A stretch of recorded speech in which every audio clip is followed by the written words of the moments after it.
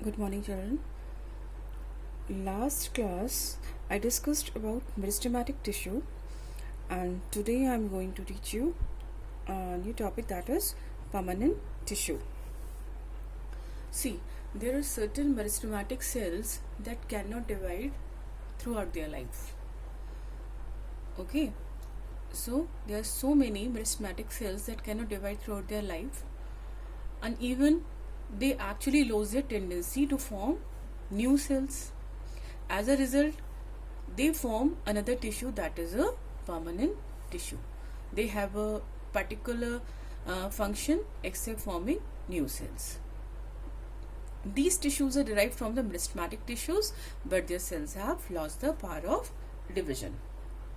I already told you that permanent tissues are the tissues which lost their ability to divide, or you can say permanent tissues are the meristematic tissues but does not have ability to divide.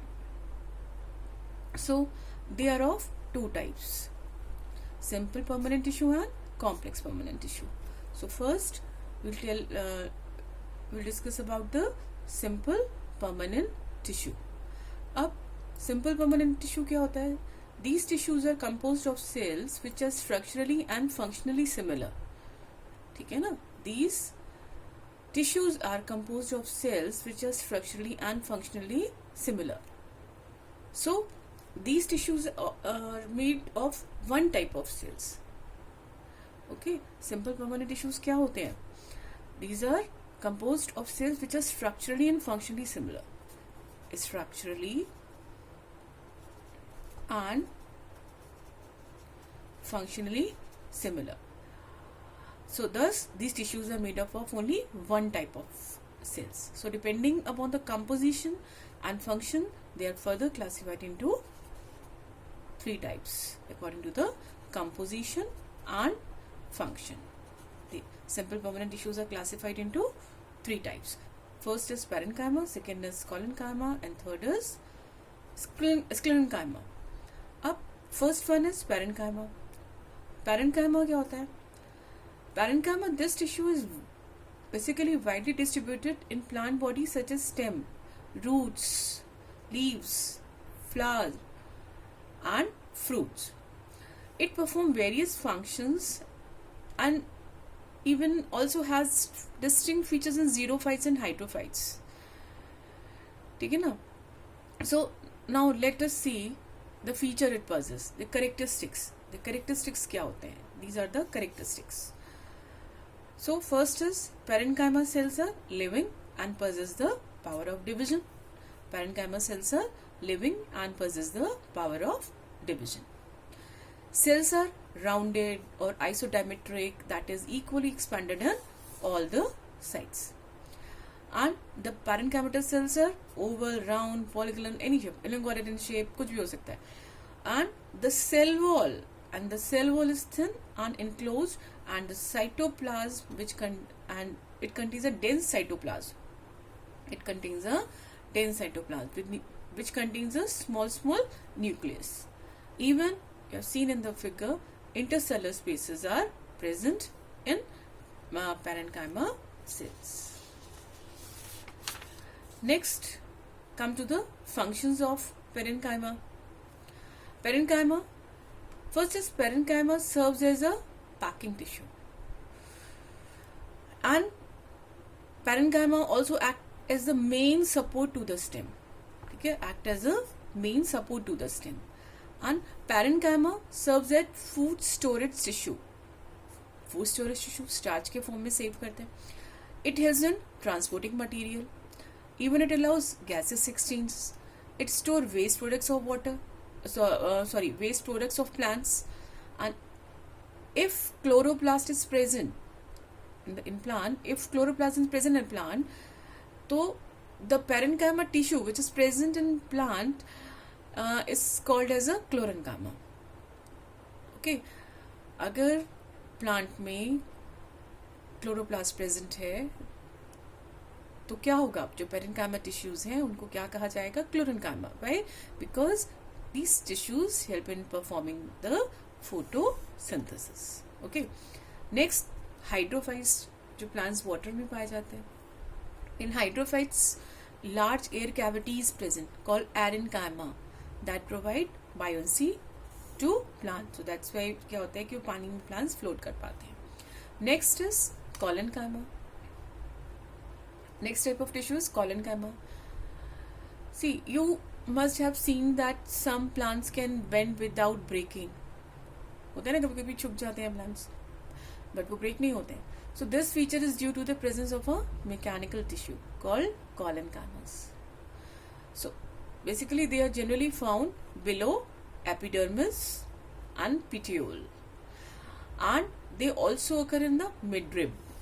Exceptional होता है लेकिन इसमें they only present in midrib of the dicot leaves but absent in the monocot leaves. Okay, collenchyma में ये exception होता है कि ये dicot leaves में present होता है but monocot में absent होता है. Now come to the characteristics of collenchyma cells. Collenchyma cells are the living cells and they are characterized by the deposition of extracellular at the corner of the cells. Cells होते हैं, side में क्या होता है, extra deposition of cellulose at the corner of the cells, and the intercellular spaces are generally absent, means cells are arranged very much compact to each other. And now come to the functions of collenchyma. Function, as collenchyma is a mechanical tissue. It is a mechanical tissue, so it provides mechanical support to plant. It's a mechanical tissue, so क्या करेगा वो? It provides mechanical support to plant and its parts, and even it provides strength and flexibility to the plant. Last one is sclerenchyma. सबने coconut देखा होगा. You all have used and seen coconut for various purposes, है ना, for eating, drinking coconut water, etc. So the husk that is found outside the coconut looks like thin fibers and is too hard, and this is made of cell that is sclerenchyma. Okay, let us study about it. Characteristics क्या होते हैं? What are the characteristics? They are actually dead cells. Sclerenchyma जो basically जो होता है, क्या होता है, cells, they are actually dead cells, and the walls of these cells are thickened with deposition of lignin. मैंने बताया था the cell wall is thick only because of the deposition of the lignin. ठीक है ना? तो and there are no intercellular spaces. Cells are arranged in very compact order. Next type of tissue is a protective tissue. Protective tissue क्या होता है? See, plants and plant parts also need protection from external factors. So there are certain tissues that perform this action. Let us learn about them. It includes epidermis and cork. Everybody knows what is epidermis and cork, I think. Epidermis क्या होता है? Epidermis is one cell, thick layer, and is covered with cuticle.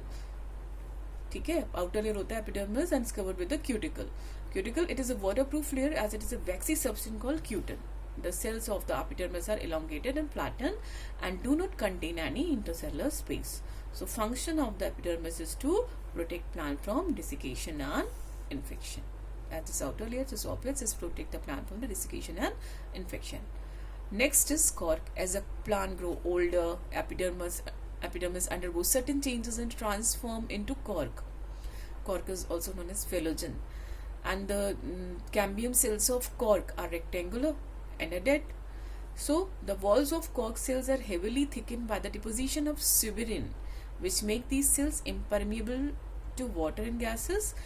So what is the function of cork cells? Cork cell prevent plant from desiccation, infection and mechanical injury. Last one is stomata. It's important. Epidermis of a leaf has small pores called stomata. Each stoma is bounded by specialized epidermal cell called guard cells. सबको पता है ये इस तरह से structure होता है stomata का. These are the guard cells. These guard cells are the epidermal cells and only contain the chloroplast. The stoma allows gaseous exchange to occur during photosynthesis and respiration. ठीक है, तो उसका फंक्शन क्या होगा?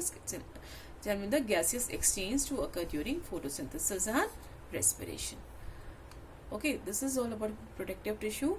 Now come to the complex permanent tissue. Complex permanent tissue.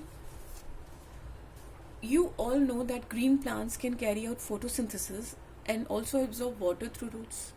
But it may make you curious to know that how these substances are transported to whole plant.